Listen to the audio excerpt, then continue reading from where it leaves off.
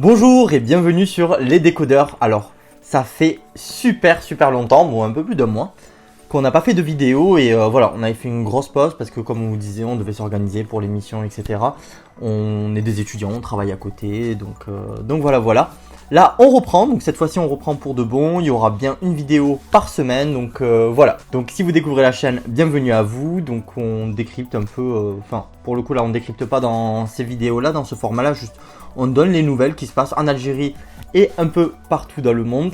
Et sur notre chaîne Twitch par contre, une fois par semaine, on vous dit bientôt ça sera quel jour, mais n'hésitez pas à vous abonner donc à la chaîne YouTube, mais aussi à la chaîne Twitch qu'on vous laisse dans la description pour le lien. Donc voilà, donc je résume, je reprends, j'ai dit beaucoup de choses. Ce format de vidéo, on donne des news et tous ensemble en fait sur Twitch, c'est une plateforme où on peut discuter tous ensemble.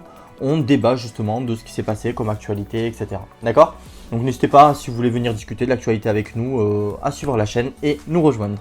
Alors dans cette vidéo, on va parler du Covid, on va refaire un état des lieux de là où on en est actuellement. On va parler de l'affaire des étudiants arnaqués.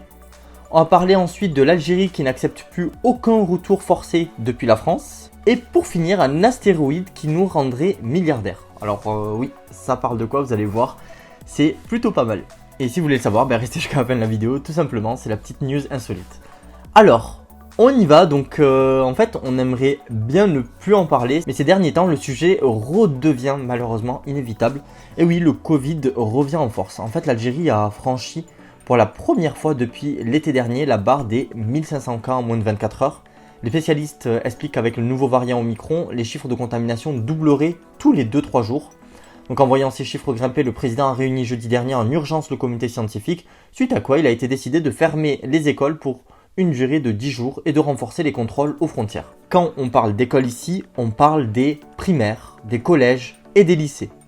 Pour les universités, ce seront les chefs d'établissement et les centres universitaires qui prendront la décision de fermer ou non leurs écoles. Donc c'est eux qui seront chargés en fait de décider. On espère en tout cas que cette vague va vite passer et que nous n'atteindrons pas le record donc des 2000 contaminations de juillet dernier. Passons maintenant à un autre sujet qui n'a absolument rien à voir, il s'agit de l'affaire des étudiants arnaqués. Je ne sais pas si vous en avez entendu parler, vous avez sûrement dû en entendre parler. En fait, il y a 75 étudiants qui ont été arnaqués par un groupe de personnes qui ont créé une société fictive. En fait, cette société, si on peut appeler ça comme ça, a changé plusieurs fois de nom. À un moment, elle s'appelait Inside.com, puis Futuregate, mais aussi Svit Osvi, enfin bref, elle a eu pas mal de noms. Et toutes ces personnes ont empoché entre 300 000 et 3 millions de dinars. Ils promettaient à ces étudiants qu'ils seront inscrits dans une université en Russie, en Ukraine ou en Turquie, et qu'ils auront avec ça un logement confortable dans le campus de la faculté. 12 personnes ont été interpellées dans cette affaire, parmi lesquelles on retrouve 4 influenceurs bien connus qui sont Rivka, Numidia, Lezoul et le duo Stanley et Inès Ebdeli. Donc en fait ces influenceurs ont été accusés d'avoir relayé le message de cette entreprise en échange d'une rémunération justement. En attendant le jugement, 11 d'entre eux sont aujourd'hui en détention provisoire, c'est-à-dire qu'ils sont en prison le temps d'être jugés. Par contre, la jeune Inès Abdelli, puisqu'elle est encore mineure, elle a été placée sous contrôle judiciaire. Cette affaire a fait un buzz, surtout à cause des influenceurs qui étaient impliqués. Mais plusieurs journaux ont révélé que cette affaire révélait une problématique un peu plus profonde. En fait, c'est le fait que l'Algérie perd des jeunes et sa matière grise. En gros, on voit bien avec cette affaire que à la moindre petite offre, sans vérification, les jeunes sont prêts à partir. Donc on l'a déjà vu avec le nombre croissant de haraga de façon illégale. Et là, on le voit quand même par d'autres moyens, en fait, sur Internet, etc. Les jeunes essayent de quitter l'Algérie. Donc vous, qu'est-ce que vous en pensez? Votre avis, en tout cas, nous intéresse. N'hésitez pas à nous laisser un petit commentaire du coup sur la chaîne YouTube. Et bien sûr, en fait, si vous voulez, on va sûrement en discuter cette semaine. Donc n'hésitez pas à aller sur la chaîne Twitch, suivre, comme ça vous recevez une petite notification. Et en fait, il y a un petit chat et on va essayer de tenir une émission. On va un peu discuter de ça justement. On passe directement au sujet suivant, c'est l'Algérie qui n'accepte plus aucun retour forcé depuis la France. En fait, aujourd'hui, la France et l'Algérie se retrouvent dans une impasse diplomatique. Le journal Mediapart a eu accès à un courrier confidentiel du ministère de l'Intérieur français. D'après ce courrier, l'Algérie aurait ordonné à ses représentants consulaires de ne délivrer aucun laissez-passer aux Algériens qui n'ont plus de papier. Mais aussi que les autorités algériennes feraient automatiquement annuler les billets d'avion qui ont été réservés par les voyagistes du ministère de l'Intérieur français. En clair, les Français n'ont plus aucun moyen de renvoyer les personnes en situation irrégulière en Algérie. Donc c'est assez incroyable.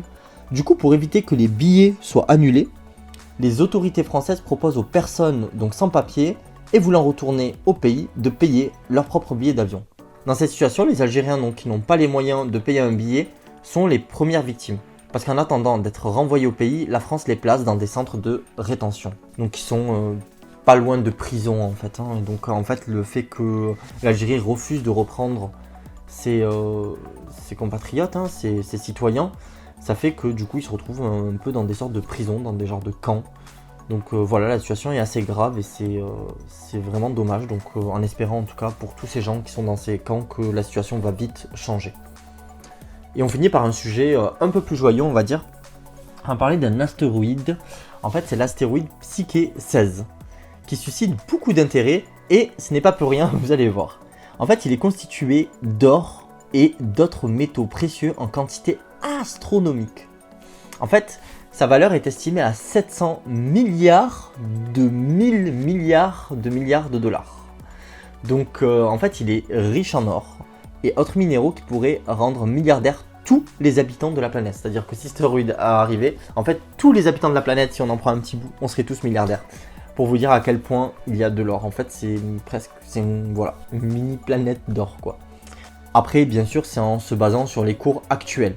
Et en gros, selon les cours actuels, si on le divise par chaque habitant de la Terre, donc qui correspond à peu près à 7 milliards de personnes, chaque personne aurait au moins 84 milliards d'euros.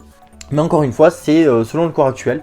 Bien évidemment, on sait très bien en économie, si cet astéroïde venait à être attrapé sur Terre, bien sûr l'or donc deviendrait beaucoup moins rare. Et à partir de là, les coûts baisseraient, parce que ce qui fait que l'or est cher, c'est justement sa rareté. Donc grâce au traité de Washington sur l'espace, cet astéroïde ne pourra pas devenir la propriété de qui que ce soit, mais aux États-Unis, le Space Act autorise les Américains à entreprendre l'exploration et l'exploitation commerciale de ressources spatiales. Bon, selon le journal 20 minutes, bon, bien sûr, par contre, une exploitation donc quelconque des ressources de cet astéroïde ne seront pas envisageables pour au moins plusieurs dizaines de milliers d'années. Il n'est pas près d'arriver cet astéroïde. On vient à peine le découvrir, il est très très loin et en direction vers de la Terre, mais enfin, et encore, c'est même pas sûr qu'il s'en approche assez, mais en tout cas, il n'est pas près d'arriver. En attendant, la NASA enverra cette année une sonde pour s'approcher au plus près de cet astéroïde. Donc une période de 21 mois d'analyse est prévue dans le programme de la mission pour étudier sur toutes les coutures et permettre donc des avancées scientifiques. Donc la sonde n'a pas pour but d'aller chercher cet or, mais plus de comprendre en fait comment ça s'est formé et plus en comprendre du coup sur notre univers. Donc voilà, j'espère que la vidéo vous a plu. On a vu un peu beaucoup de sujets différents. J'ai beaucoup fourché dans la vidéo et j'ai fait beaucoup d'erreurs, donc c'est la reprise un peu compliquée. En tout cas, merci beaucoup de nous avoir suivis. J'espère que le format vous a plu. On a plus ou moins résumé les news, mais on le fera beaucoup plus en détail. On parlera de beaucoup plus de sujets donc, sur Twitch. Donc n'hésitez pas justement, même si on n'y a pas pensé, à venir sur Twitch et nous demander, nous parler d'un sujet. On en parlera tous ensemble, d'accord? Donc voilà, un petit pouce bleu, un petit commentaire pour l'algorithme, ça nous aide beaucoup. Et on vous attend donc sur Twitch pour discuter tous ensemble de l'actualité. En attendant, portez-vous bien. Salam alaikum.